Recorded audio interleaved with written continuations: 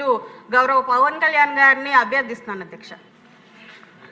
గౌరవనీయులైన మంత్రి గారికి ఒక చిన్న విన్నపం సార్. ఏంటంటే రీసెంట్గా కేరళలో ఒక మంచి పాలసీతో వచ్చారండి. మీరు చేయి దింపండి, చూశాను మిమ్మల్ని. కేరళలో ఒక పాలసీ ఏంటంటే ఈ లిక్కర్ కన్జంప్షన్ మన రాష్ట్రంలో బాగా ఎక్కువ, మన ఆదాయం చూస్తేనే తెలుస్తుంది. అన్ని ప్లాస్టిక్ బాటిల్స్ వాడుతున్నారు. కేరళలో ఎగ్జాంపులరీగా ఒక్క జిల్లాలో మొదలు పెట్టారు. ఏంటంటే ఆ బాటిల్ మీద 10 రూపీస్ ఎక్స్ట్రా ఛార్జ్ చేస్తున్నారు. ఛార్జ్ చేసిన తర్వాత ఖాళీ బాటిల్ ఇచ్చిన వెంటనే they have to repay the 10 rupees. దాన్ని రీసైకిల్కి వాడటానికి టీటీలో ఉంది సార్. అనేది ఈ బ్రాండీ బాటిల్స్ కూడా అప్లై చేయమని. బ్రాండీ బాటిల్స్కి ప్లాస్టిక్ కన్జంప్షన్ ఎక్కువగా ఉంది. ఎక్కడ పడితే అక్కడ పడేస్తున్నారు కాబట్టి హ్యూజ్ కన్జంప్షను ఒక దగ్గర కలెక్ట్ అవుతుంది. అది ఈ కొంచెం ఎక్సైజ్ డిపార్ట్మెంట్ వాళ్ళతోటి కోఆర్డినేట్ చేసుకుంటే major percentage of plastic waste ఒకటి చేయొచ్చండి. కేరళలో ఇంప్లిమెంట్ అయింది. ఇంకొకటి ఏంటంటే ఈ సింగిల్ యూజ్ ప్లాస్టిక్స్ ఈ నిషేధానికి మీరు మీలాంటి హీరోస్ తోటి అడ్వర్టైజ్మెంట్ చేయాలి అంటే కొన్ని కోట్లు అవుతుంది. మీరు సంబంధిత శాఖ మంత్రిగా ప్లాస్టిక్ని నిషేధించండి అని మీరు జన సైనికులకి చెప్పారంటే ఎవడన్నా ప్లాస్టిక్ వేస్తే పట్టేసుకుంటారు వాళ్ళు. ఆ మధ్యన బోతులు ఎలా కప్పెట్టారో కొన్ని సంవత్సరాల క్రితం రోడ్లు మీరు బాగు చేయమని పిలిపించినప్పుడు ప్లాస్టిక్ని ఆపండి అని మీరు ఒక్క పిలుపు ఎలా ఇస్తే ఎలా అంతే, ఇంకా అది ఆగిపోతుంది.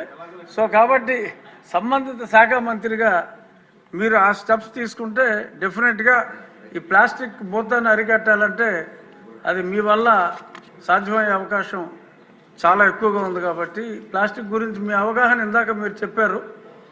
ఎక్స్ట్రాడినరీగా మొత్తం అంతా ఎక్స్ప్లెయిన్ చేయటం, తల్లి గర్భంలో కూడా ఈ పొల్యూటెంట్స్, మైక్రో పొల్యూటెంట్స్, ఇలాగే విలేజెస్లో సిటీస్లో కొంచెం డిజిటల్ బోర్డ్స్ని ఎంకరేజ్ చేస్తే ఈ ఫ్లెక్సీలు మానేసి ఆ అడ్వర్టైజ్మెంట్ ఏదో డిజిటల్ బోర్డ్స్లోనే ఇచ్చుకుంటారు. ఆ ఫంక్షన్లప్పుడు దానప్పుడు కొంచెం ఆ రకంగా డిజిటల్ బోర్డ్స్ని ఎంకరేజ్ చేస్తే this might also come down quite a bit sir. ఇది నా రిక్వెస్ట్ తమరికి. అలాగే ఒక్క నిమిషం, ఆయన బోండా ఉమా గారు చేతులు దింపట్ల.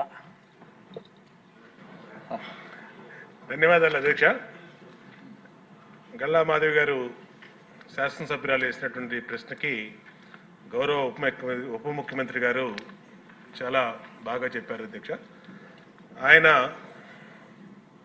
ప్లాస్టిక్ని నిరోధించడంలో ఆయన ఆలోచనలు కానీ ప్రభుత్వ ఆలోచనలు కానీ చక్కగా ఉన్నాయి అధ్యక్ష. దానికేమీ ఎక్కడా మాకు ఎటువంటి డౌట్ లేదు అధ్యక్ష. కానీ ఇక్కడ పొల్యూషన్ కంట్రోల్ బోర్డు అధ్యక్ష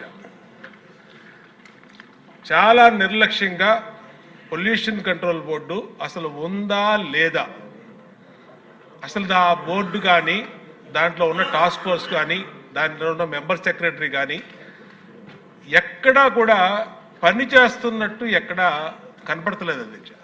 ఏదన్నా పని మీద వెళ్తే డిప్యూటీ సీఎం గారి పేరు చెప్తున్నారు అధ్యక్ష.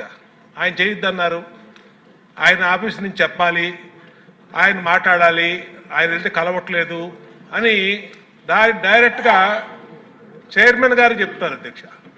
అంటే ఎందుకు మాట్లాడుతున్నాం అధ్యక్ష, ఇప్పుడు ఈ ప్లాస్టిక్ని నిరోధించడం ఇది ఒక ఇష్యూ అయితే దానికి డిప్యూటీ సీఎం గారు చెప్పారు, అది బ్రహ్మాండమైనటువంటి ప్లాన్, యాక్షన్ ప్లాను.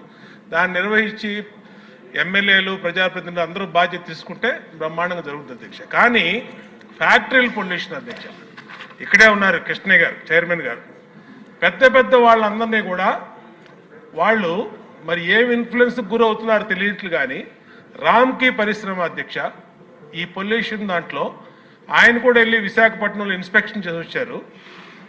ఆయనే చెప్పారు ఆయన నోటెంట చాలా పొల్యూషన్ని డైరెక్ట్గా సముద్రంలోకి వాళ్ళు ఇండస్ట్రియల్ వ్యర్థాలని, ఈ ఫార్మాస్యూటికల్ వ్యర్థాలని వదిలేశారని చెప్పారు.